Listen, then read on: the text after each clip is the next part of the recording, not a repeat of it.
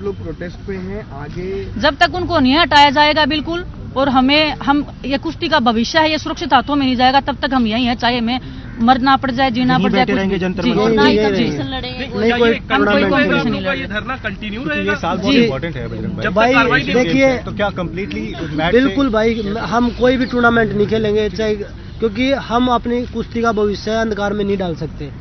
अगर हमने आवाज उठाई है तो हम अपनी कुश्ती को दोबारा से जिंदा करवा के ही छोड़ेंगे, चाहे उसके लिए हमें कुछ भी करना पड़े। जब तक W5 प्रेसिडेंट को नहीं हटाया जाता है, आप में से कोई भी किसी भी कंपटीशन में पार्ट नहीं लेंगे। कोई बात नहीं, धरने पे बैठे रहेंगे, यही आप रहेंगे। बताइए ना, जो बंदा इतने सब अगर कर्म कर रहा है, इतने अच्छे कर्म जो कर रहा है, उसको अध्यक्ष पद पे रहने का एक है क्या अधिकार है?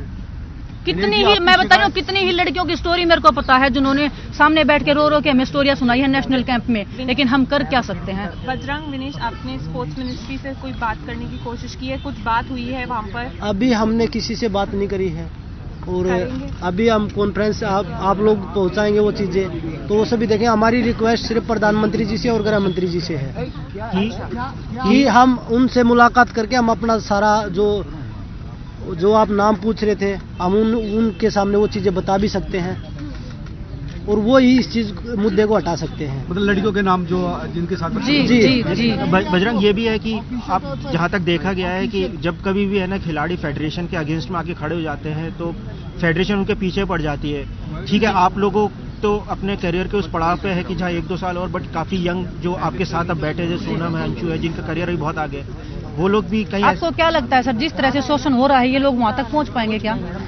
मैं कितना मैं फेडरेशन करियर खत्म करने पे आ जाती है। मेरा तो अभी तक ओलंपिक्स में मेडल नहीं आया है, मैं 2024 की तैयारी करी हूँ, मैं कोई बहुत ज्यादा सीनियर या मेरी ओवर एज नहीं हुई है, लेकिन मैं फिर भी यहाँ आई हूँ ओलंपिक्स के लिए, मैं जी रही मर रही हूँ। अगर मेरा मेडल नहीं आया ना, तो शायद मैं ये भी सोचूं कि मैं मर भी जाऊँ उस मेडल के लिए। कोई ये भी बोल रहा है कि मरने के बाद वो मेडल मिलेगा, वो मरने को भी तैयार उस मेडल के लिए। वो बंदा मेरे को हर दिन मेंटली टॉर्चर कर रहा है, हर दिन, हर एक चीज के लिए, हर कोई भी परमिशन है, नाम लेना है, हर दिन पैरों में गिड़गिड़ाओ, भीख मांगो, ये करो वो करो। तो मर्जी हैं जो हमारे रेसलिंग में असिस्टेंट सेक्रेटरी के पोस्ट पे वो बैठे हैं, जो भी बच्चे जाते हैं, कभी उनको गिफ्ट देते हैं, कभी घी देते हैं, कभी दूध देते हैं, कभी पैसे देते हैं, तब उनके नाम डालते हैं कैंप में, कोचेज के नाम डालते हैं इंटरनेशनल कैंप के लिए पैसे लेके। जो टोक्यो ओलंपिक्स में जो वुमेन्स टीम के साथ में जो एक कोच गया था, राजीव तोमर, वो उनको वुमेन्स रेसलिंग का कुछ भी नहीं पता, ना कभी वो हमारी टीम के साथ में थे कभी भी, क्योंकि उनको रेलवे में प्रमोशन होना था, तो उनको टोक्यो ओलंपिक से भेज दिया गया पैसे लेके, और उसके बाद में हमारा क्या रिजल्ट रहा? 0। ना हमारे साथ फिजियो है, ना हमारे पास कोई भी अच्छा कोच है, तो रिजल्ट क्या रहेगा? अच्छा विनेश, इस बार टोक्यो ओलंपिक्स में वैसे देखिए बहुत सारी बातें हमें पता है, लेकिन कुछ ऐसी चीज जो आप यहाँ बताना चाहें जो अभी पर्दे के पीछे है, जिसका हमारे रेसलिंग के मेडल्स पे असर आया हो, मतलब आप जी मैंने बता दिया कि हमारे पास फिजियो नहीं था, तो टोक्यो ओलंपिक्स में कोविड के पहले कुछ बोला गया हो आपको ऐसा जिससे आप डिस्टर्ब हुई? जो कोचेज लगाए जाते हैं ना, वो आपको हर दिन ब्रेक करते हैं मेंटली। जो कोचेज हमारे साथ में थे वो मेंटली आपको ब्रेक करें, हर दिन आपको कीड़े की तरह खा रहे हैं, आपको पता भी नहीं लगता कि कब खा गए। आपकी हर चीज को अनडिसिप्लिन करार दिया जाता है। आप पानी भी अगर उनकी परमिशन के बिना पी लिया ना, तो आप अनडिसिप्लिन हो उनकी नजरों में। फिर आपको फेडरेशन कॉल करके बोलेगी कि आपने पानी कैसे पी लिया हमारे बिना पूछे। आप ये बताइए, किसी भी फेडरेशन किसी एमपी की कोठी में है, उसका स्पेशल पर्सनल ऑफिस होता है, पर रेसलिंग फेडरेशन जो है वो प्रेसिडेंट के घर पे है। बट इस बारे में आप लोगों ने कभी भी स्पोर्ट्स मिनिस्टर किसी को संज्ञान में क्यों नहीं लेकर आए ये बात? ठीक है, फेडरेशन प्रेसिडेंट तो पावरफुल है, वही बोल रहे ना, मारने तक की धमकी आ रही है, तो कौन बच्चा खिलाड़ी, कौन बच्चा? अगर इधर हम जितने भी एथलीट है ना, हमारे साथ अगर कुछ भी होगा ना कल को, तो अध्यक्ष जी मान लेना कि अध्यक्ष जी ने ही किया है। इतने पावरफुल बंदे हैं, हम आज सामने आए हैं, तो मैंने बता देना, आगे कुआ पीछे खाइए, मरने के लिए तैयार हैं। सोच समझ के आए हैं आगे सभी प्लेयर। और हम पीछे हटने वाले नहीं हैं। हम पूछ रहे थे कि कितने जने अपना करियर दांव पे लगा के आए हैं, कईयों के पास तो नौकरी भी नहीं है, स्ट्रगल कर रहे हैं नौकरी के लिए, पर करियर दांव पे लगा के भी यहाँ आए। बजरंग विनेश, आप दोनों ने कहा कि हमको मारने की धमकी दी गई, उसका कारण मुझे क्या विनेश को दी गई, क्यों दी गई, क्या कारण है? क्योंकि मैंने प्रधानमंत्री जी को उनकी शिकायत कर दी थी, जो मेरे साथ हुआ था टोक्यो के बाद में। उन्होंने मेरे को बुलाया था, जब मैं मेरी फैमिली के साथ गई थी, उन्होंने मेरे को अच्छा टाइम दिया।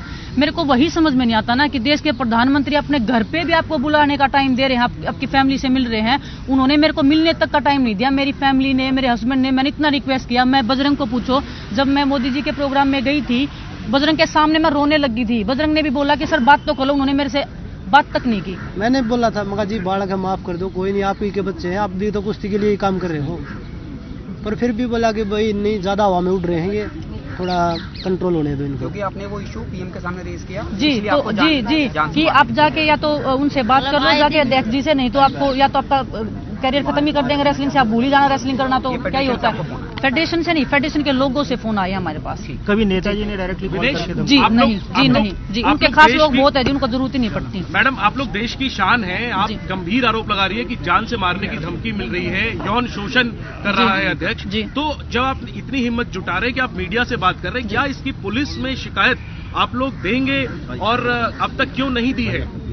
सर हम आपको वही बता रहे हैं कि इतनी हिम्मत जुटा के हम पहली बार हम रेसलर इकट्ठा हुए हैं।